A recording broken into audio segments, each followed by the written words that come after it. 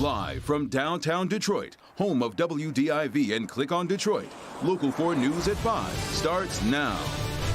Chilly night tonight, and there's not a whole lot of warmth we can see coming down the pike. In fact, temperatures actually getting colder in the 7-day forecast. Priya? Security cameras are rolling as a teen walked into De La Salle with a knife Thursday. Today, he's been charged. We'll have the latest on multiple investigations involving the Catholic school in Warren. But we're going to begin with breaking news. The UAW's tentative agreement with Ford clears a key hurdle, and it is now headed to the rank and file for the full vote. The union made it official in the last hour, moving the process forward. So let's get over to Jason Colthorpe, who's not too far from here, live at TCF Center, formerly known as Cobo. It's been a much different process we've been watching as it's evolved than the one we saw at GM, Jason.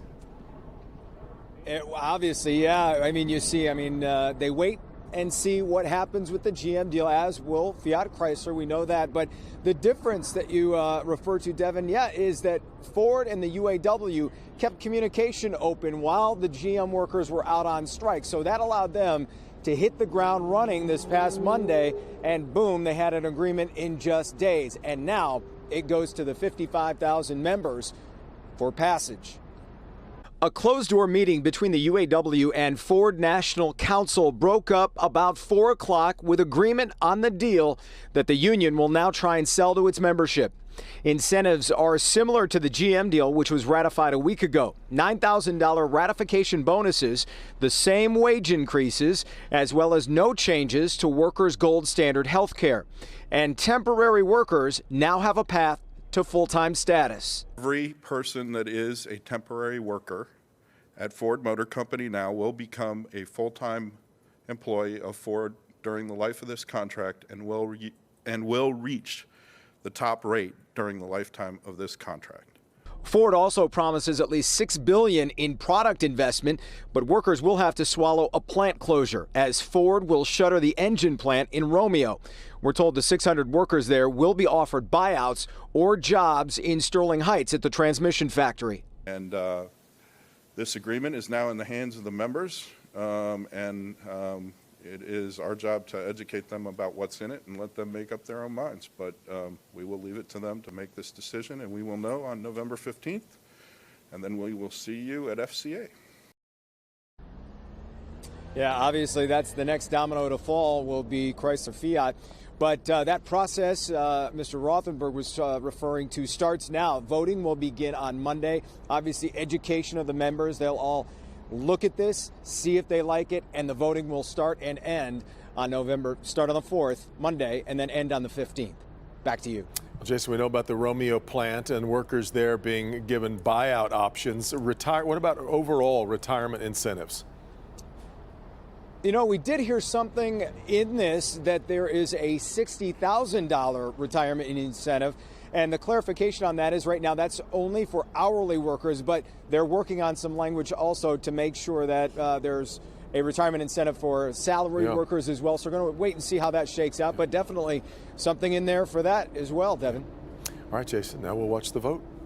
Well, multiple Catholic schools closed today around Metro Detroit because of a threat. Several students received a Snapchat with someone wearing a mask threatening to kill people during Friday Mass. Schools canceled classes at Regina Catholic High School, University of Detroit Jesuit, Catholic Central in Novi, and Warren De La Salle. At this point, it's unknown if the threats are connected, but police continue to investigate. And canceling classes is just one issue at De La Salle is that they're facing tonight. A student there has been charged with bringing a knife to school. We've got the security camera video from inside the school, and you see the student showing the knife. Police arrested him a short time later. We bring in Priya Mann, who is in Warren, with who he is and why police say he decided to do this. Priya? Well, Devin, Kim, that is 17-year-old Cody Brocker. He told police that he brought the knife to school because he was being bullied. And today he was before a judge in a Warren courtroom charged as an adult. You see him walking in with the knife now in his left hand. He's pushed back. There's a conversation that takes place. He makes no attempt to hide it. No attempt to hide it whatsoever. Security cameras were rolling when 17-year-old Cody Brocker walked into De La Salle Thursday afternoon with a knife. Another teen quickly noticed the weapon. Brocker later told Warren police he was being targeted by other students. Statement he gave that he had been bullied and he was going to get even with the two students that were bullying him. But it still is no reason for the kid to bring this stuff to the school, though. You know, you should have told someone and talk to your parents, talk to your principal or even your counselor, because if you don't do it, it's going to escalate to something else, and you don't want to do that. Warren police were there within minutes and say Brocker did not put up a fight. He was arrested and no one was injured. Today's society, man, it could have been a whole lot of worse. A little kid could have had trouble. If you came out when the cops came, you could have got killed. Brocker was arraigned Friday morning. The teen's been charged with bringing a knife to a weapon-free school zone. That's a 93-day misdemeanor. Brocker was released on a personal bond. You know, in my opinion, it's someone that's, you know, on a mission, and fortunately that mission wasn't carried out. And Commissioner Dwyer says there are 6 resource officers at public schools in Warren, but there are no resource officers at Catholic schools. He said in order for that to happen, administrators would need to request that. So far, it's not clear if there might be any policy changes in that regard. Reporting live from Warren, I'm Priya Mann, Local 4. All right, Priya. Now, these threats and the arrest at De La Salle come at the same time. An investigation has been launched into hazing allegations involving the football team. Police Commissioner Dwyer sent detectives to De La Salle to take a report. And school officials spent hours at the police station this morning. We told you yesterday the football team canceled the rest of its season over allegations of locker room hazing. The school says the hazing was more pervasive than it originally thought. And Priya has also been speaking with police about the hazing allegations. She'll have much more on that coming up on Local 4 News at 6 o'clock. The wind and the rain gone, thankfully. Not in time for, of course, Halloween last night, but it's chilly now left behind. It really is. It feels a lot more like winter on this first day of November. So what is it going to look like over the weekend? Hi, Ben. Hey, Kim and Devin. Yeah, the kids probably would have taken this, but the weekend is going to be challenging in its own right, and we'll get to that in a second. Temperature right now, 41 in Metro. Most of us barely in the 40s, and we will be sliding into the 30s tonight. So we'll call it chilly but dry. Clouds are going to be increasing, and that means by the time we get towards tomorrow morning, we're going to be knocking on the door of another chance of light snow here in Metro Detroit. It's not going to last the entire weekend, so we'll look at the timing on that, and believe it or not, getting even colder as we head into the heart of next week. So some not so good news, but we'll find some peaks where we can find some good stuff in there, all coming up in a few minutes, guys. Okay, Ben. Tonight, devastating new information into a fire that took the life of a mother and her 2-year-old girl. DeMarco Latham was in court for a hearing as he stands charged with 2 counts of murder in this case. We go now to Coco McAboy. 2 witnesses say they heard Latham threaten to light the apartment on fire. Coco. Yes, and one of the witnesses was the mother of Latham's children, and she says that he threatened her and the kids' safety before.